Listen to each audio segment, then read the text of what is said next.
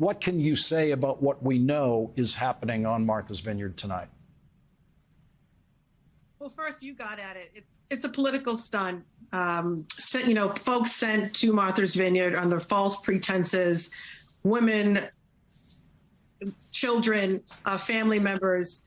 And what I'm so proud of is that there was a bipartisan effort in this state, in the great state of Massachusetts, to mobilize resources to make sure every single individual that arrived was received with compassion, empathy, immediately provided housing, food, and any other necessity.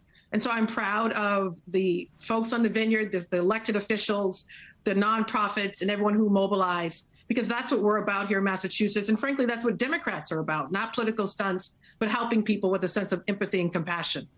I think one of the things that people like DeSantis don't know about the history of Martha's Vineyard, they think it's this, very white, very, very rich place, which is one way of looking at it. But as you know, it is one of the oldest summer resorts for Black America in this country. Black Americans have been summering and living in Martha's Vineyard in large numbers for well over 100 years and have been there for hundreds of years. And it is an integrated community before that plane arrived.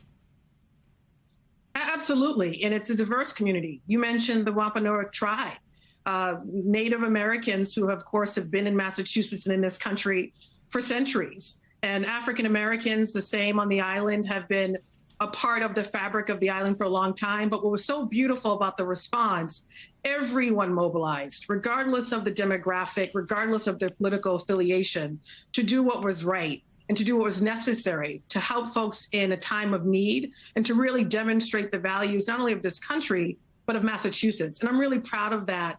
It's an example that Massachusetts continues to set, that we are about helping people doing the work, not political stunts and not wasting people's time, and being, frankly, non-compassionate in the process.